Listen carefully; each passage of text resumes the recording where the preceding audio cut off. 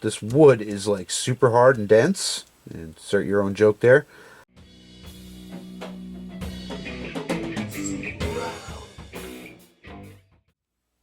Alright, let's build a guitar body. Now, a couple months back, I built a custom Telecaster out of some Boardwalk planks. If you haven't seen that video, I'll leave a link in the description.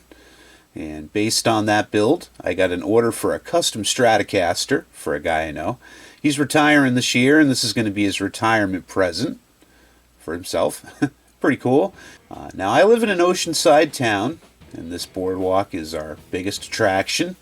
It has both historical and sentimental attachment. It starts out at a parking lot, spans a small river with a bridge that kids can jump off in the summertime, and then it stretches across the marsh and over the dunes to the nice beach. And being so close to the ocean, it does get wiped out sometime when the gales of November come early. The last time it was wiped out, we had planks strewn all over the beach. The town collected them, sold them off to fund the rebuild of the new boardwalk. So dude gave me 2 planks, and my brother Vic Hucklebuck procured me a bunch more, so I should have enough. I think I can do it with 3 planks total. When I built the Telecaster, I included the screw holes, and that proved to be quite a task just to get the old screws out and to fill them. And so in the interest of time on this one, I'm just going to chop out the sections on either side of the screw holes. And then I'm going to run them through my table saw to kind of square off the edges. And I'll glue and biscuit those planks together into a wide board. I need roughly 13 by 18 something for the body. So 3 planks side by side would give me 15 by like 21. Should give me enough room for clamping. Also, when I did the Telecaster, I glued the 2 halves together to make one thick. And that was a lot on my CNC router. In fact, it started smoking as it got towards the end of the cut. So in this build, I'm actually going to do it in 2 halves. The top half and the bottom half. This will make it a little bit easier on the router, and it also gives me a chance to kind of channel out the inside, and that'll reduce some weight and might give it a unique sound. This is Ipe wood, so it's super heavy and it's super dense. It makes a really unique tone when you knock it. The Telecaster body sounded like a wood percussion block. Had a really nice tone. By the way, I donated that Telecaster guitar to the school music program for them to raffle off. They've already raised a considerable amount, which is good, because it all goes back into the school music program. Even better, my daughter benefits greatly from that, so bonus. So I'm basing this on a 50th anniversary Strat that I borrowed from the Amazing Jay. I'll probably have to tear this down a little bit to make sure the measurements all kind of jive, because I've downloaded a couple PDF body templates, but I want to make sure they match. So the new owner also brought me over this loaded pick guard, which is going to go on there. So I got to make sure that that all matches the 11 holes in the pickup layout. First I need to get this wood cut out and prepped, so let me get to that and then I'll be back. Alright, I got my planks cut down and glued together. The 3 planks gave me 6 pieces. The top section will consist of the 3 pieces together. The bottom section is 2 wide pieces and then 2 strips for the outer edge. And this way I get a good overlap of the joints when I sandwich the 2 halves together. I also did some design work, and this will kind of give you an idea what the 2 halves will look like. The top's going to be pretty plain. I'll route for the pickups and the input jack and the neck pocket, of course. I'm not sure if I want to do this beveled edge here.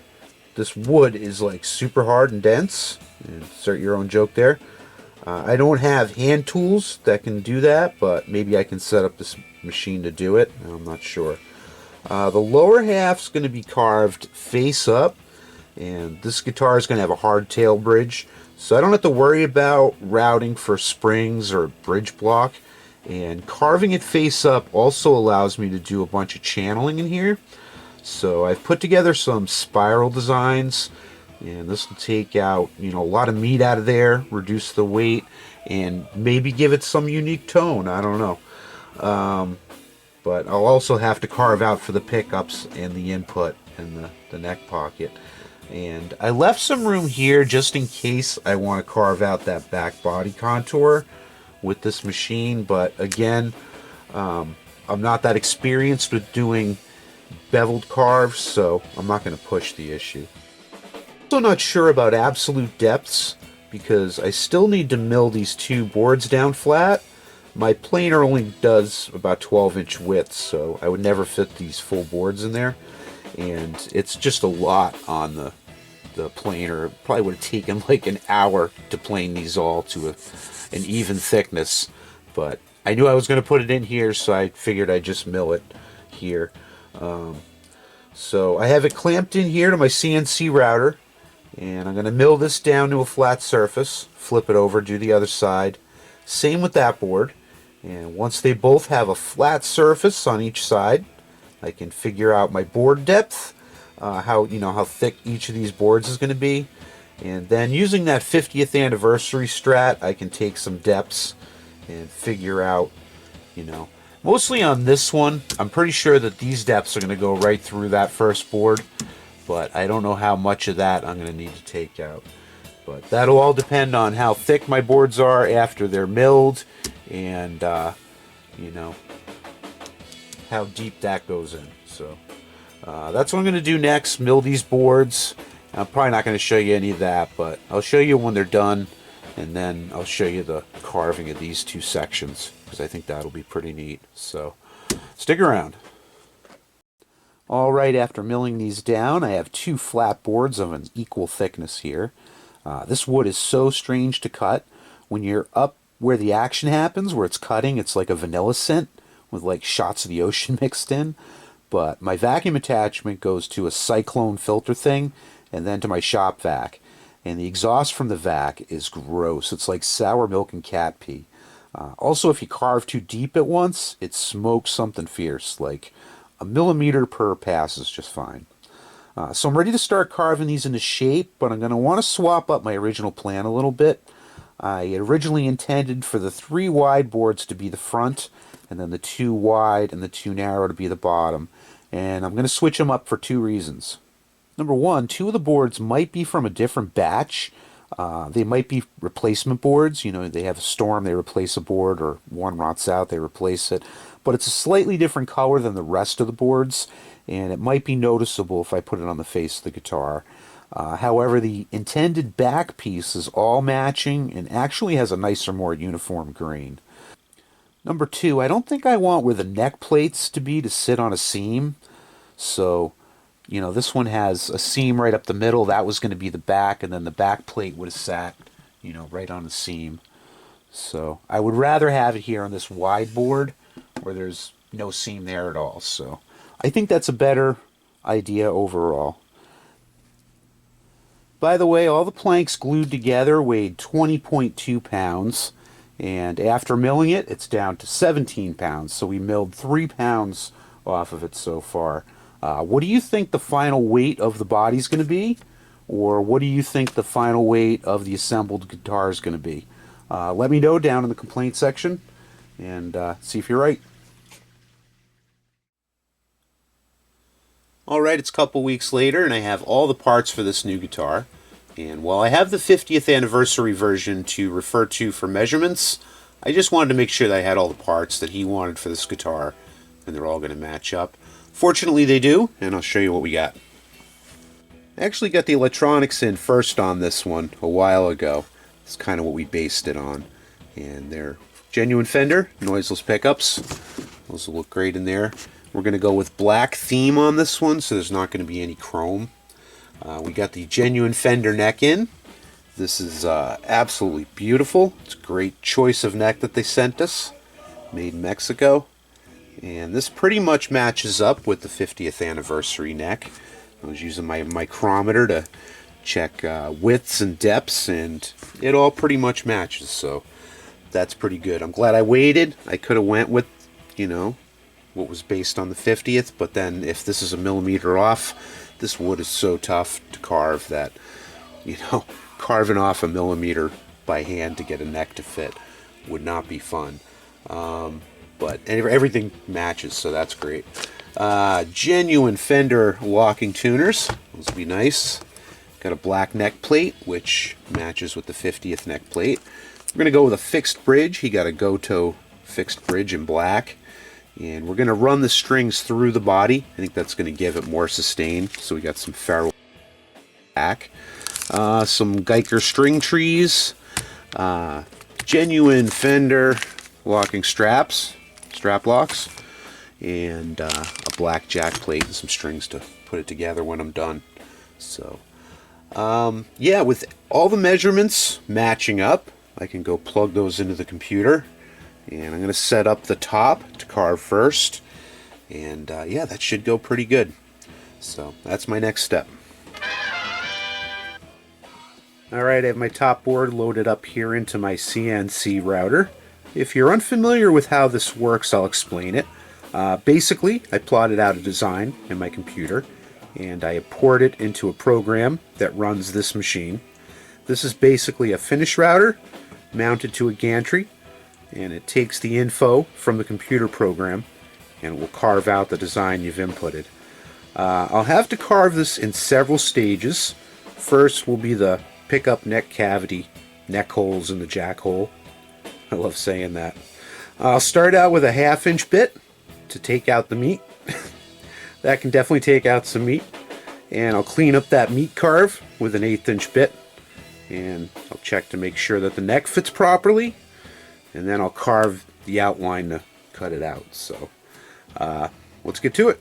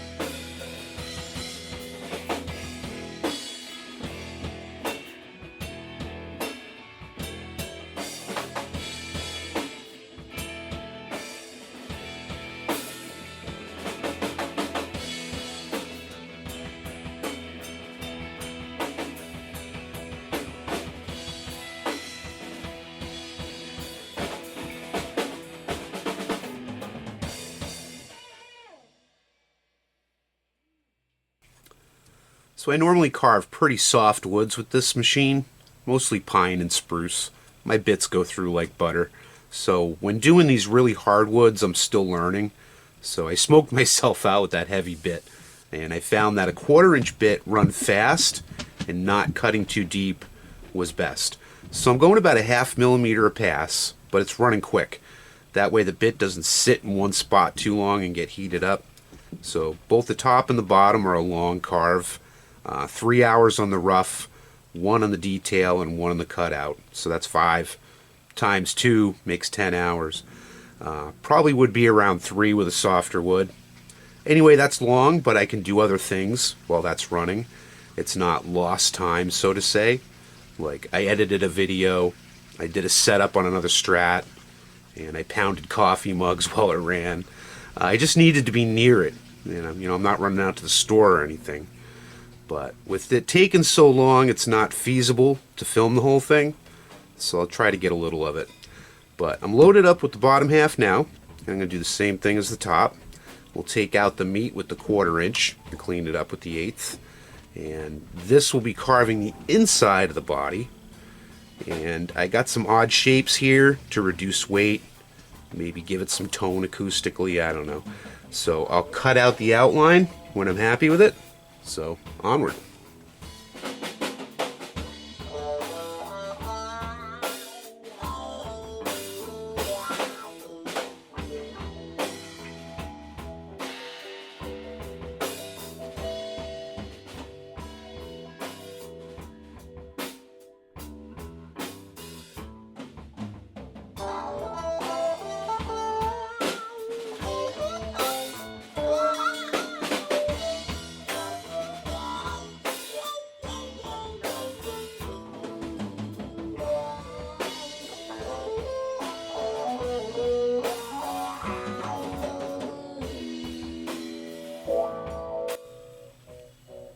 Okay, success on both carves. They line up perfectly. So I'll do some sanding just to get off the splinters, clean up all the channeling, vacuum and blow it out before I glue it together. And I was thinking, how horrible would it be to like leave a few ball bearings in there or some jumping beans? Nah, I wouldn't do that. That would drive a man insane. So sand it, glue it, clamp it. My pour planning left 2 visible biscuits here on the upper horns. So once it's glued together, I'll chisel those out and patch them with some of this wood. Also recently invested in a spindle sander, so I should be able to get the edge pretty smooth. And then I want to round over the edge, top and bottom, with my finish router. I'm not going to attempt to do the contour areas. 1, this wood is really hard to cut. And 2, I don't want to run into another biscuit. Besides, a lot of guitars don't have contouring anyway. Les Pauls, for example. And this actually ends up being about a 1/4 inch thinner than an actual Strat. It's a little over a 1/4 inch. So there's that. Anyway, I'll be back when it's ready for a finish.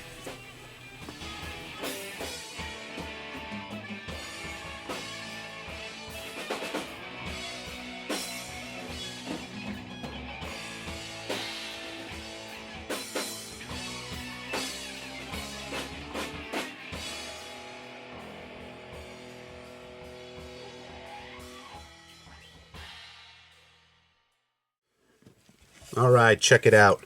This thing came out freaking awesome. Yeah, so it's ready for finish. It's glued up, sanded nicely. I got holes for my pick guard, the bridge, the jack plate, and a ground. I even did the strap hole buttons, so I won't have to drill too much once I get the finish on it. Weighs in at 6.8 pounds, and it feels pretty solid. I mean, like, listen to the sound of it here. It's like a wood percussion block. I have a Telecaster body made of pine. It's a little deeper and more warmer sound. So we'll see what that does to it. The biscuit patches I did worked great. You can kind of hardly really tell where they were, which is right about there. I chiseled out the pine ones and cut new pieces out of scrap wood to fill them. And then over the edge with the spindle sander, that worked great. Got a nice even edge. So I think in the future, if I'm doing plank guitars like this, I'm going to make my biscuits out of the same wood that, I'm building it out of. So anyway, on to the finish. Alright, I'm going to use the same method on this as I did on the Boardwalk Telecaster. I'm going to start with giving it an aged look with a vinegar and steel wool mixture. This will immediately give a driftwood look to a softer wood, but on this wood it won't really have a deep effect, but it's a start. Then I'm going to take some gray stain. I might mix it with some acetone, give it a wipe down with that, and that should kind of get me back to the weathered, aged look of the original planks, and that should kind of do it for coloring. After all that dries, I'll do a couple coats of Aqua-Fill. This is a water-based grain filler. It's kind of like school paste, but don't eat it. I'll sand that smooth when it's dry. Then I'll spray on some Aqua-Thane, which is a top coat, water-based, and that should give it a nice shine. So let's see how the graying goes. I'm going to start in the first process of graying, which is a vinegar and steel wool mixture. You take some distilled vinegar, you put some fine steel wool in there, let it dissolve for a day or two, mix it up, and if you apply it to wood, it get a weathered look. So I got a piece of pine here and a piece of oak, and of course my guitar body. We'll see what it does to the different ones. The pine will probably gray up pretty good.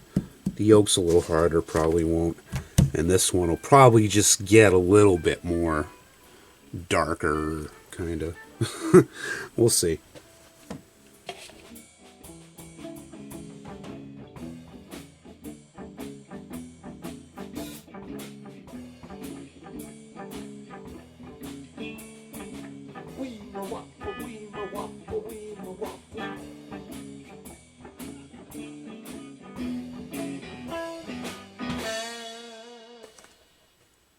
All right, I'm going to let that dry off. You can see the oak like immediately.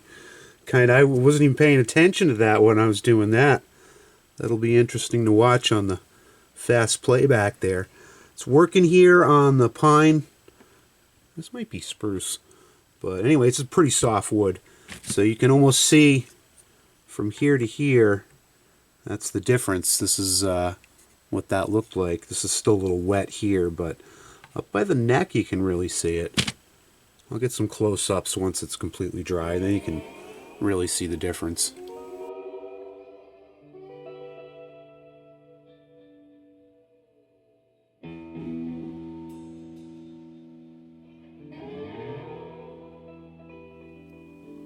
Alright, that grayed up really nice.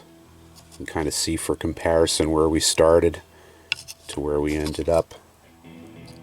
Yeah, so it's getting that aged look already. Over on the pine here, you can kind of see that's 1 coat, 2 coat, 3 coats, and 4 coats. So the more you do on that, you know, the grayer that'll get. But the oak was surprising. It went instantly black. That's pretty wild. If anybody knows why that happened, let me know. But I might have to build a guitar out of oak. So next up for this is some gray stain, and that'll give it an even more kind of aged look, brighten it up a little bit too. So see what that looks like. Alright, the gray stain application came out great, really brightened it up, evened it out. I'm going to go with 3 coats of this Aqua-Coat clear wood grain filler, and that calls for light sanding with 220, and you apply this stuff against the grain with a rubber squeegee. So I'm going to do that. You let that dry for about an hour, sand it with 320, and then another coat of this going with the grain, and then sand that down, and we'll see how that looks. Once it's nice and smooth, then I can do the clear coat on it. And that should all deepen it up, darken it up a little bit, make the grain pop. So that's what's next. After many weeks and failed clear coat attempts, I finally got this to a point that I can live with. I always run into a brick wall when I'm clear coating. I spend all this time prepping, and you know, then I get a run and I'm discouraged and it sits for a week, but I think this will work. So I've also installed the string retainers off camera. It'll do. And I think I'm ready for assembly. So I'm going to start with the neck.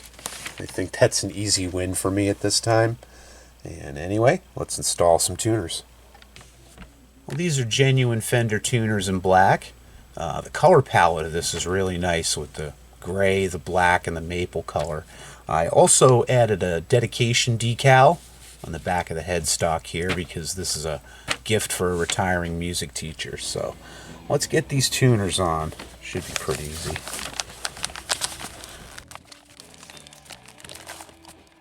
Nice. Oh, perfect fit.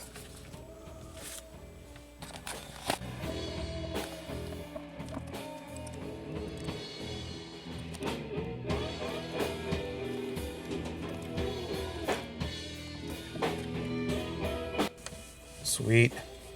I have string trees too in black, but I'm going to hold off until it's all set up to put those on. But yeah, nice. Let's move up to the other end of the guitar. Alright, on this end of the guitar, I think electronics are first because I have to run the ground below the bridge. So electronics, bridge, strap buttons, and I can set the neck on there. So to start, let me put some shielding down in this cavity.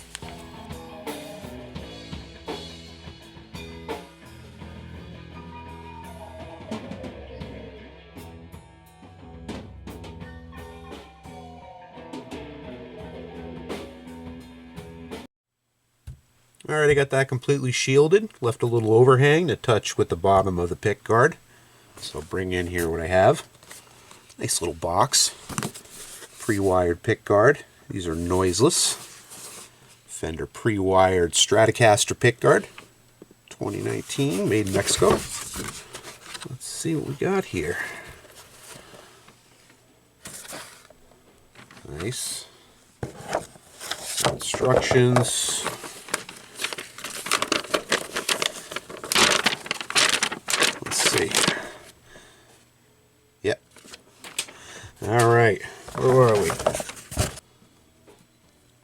That's pretty cool. They put 2 grounds on this. I was actually thinking of adding a second ground that screws in over here, but they already did that for me. Nice. So one of these is going to have to go up to the jack, and one's going to go through the hole to the ground. So we'll call those ground, and since this one's kind of still tucked together, we'll call that jack. Let's see, how am I going to do this? Let's bring in a rag.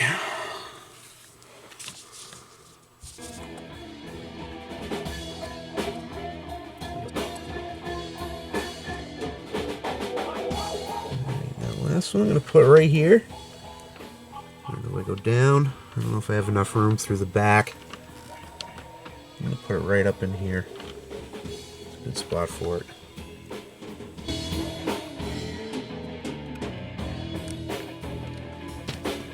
Perfect.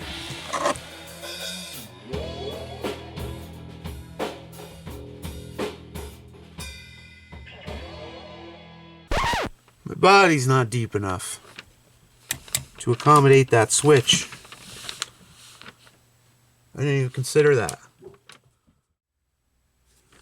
Alright, this switch is just too deep to go into here. I'd have to chisel out quite a bit in the bottom here, and that would put me through the back of the guitar, and I don't want that. I also don't want it touching any of my shielding in here. I don't want it shorting out or anything. So I ordered 2 off the Jungle Shop. They look different in the thing, but they end up being the same thing. So put that one aside as a backup, and I'll install this one. I won't bore you with that. I'm sure you're already bored enough with this video, and then I can continue.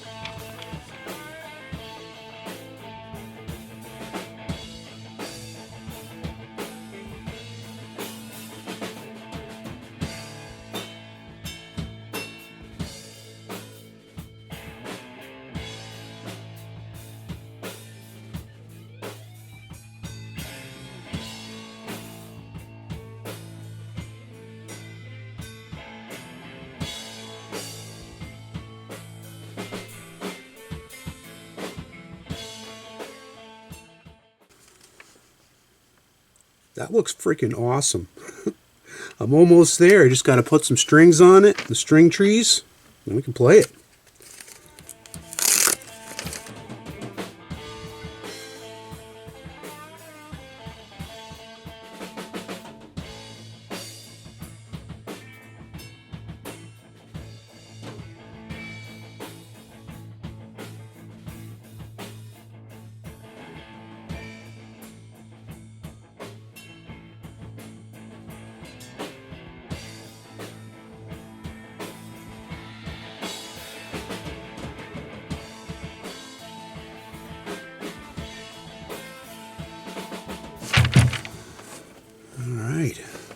Alright, strings on.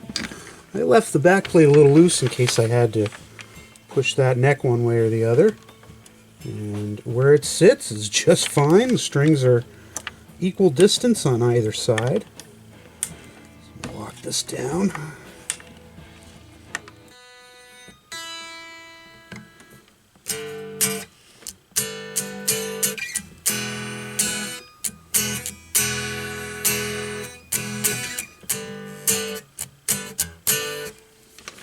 Wow, that sounds awesome. Feels great too. Wow, wasn't expecting that. Alright, do need some string trees though. I got an awful buzz on the B, like a ringing out. I think the string trees will take care of that, so get those on there. Alright, stress time.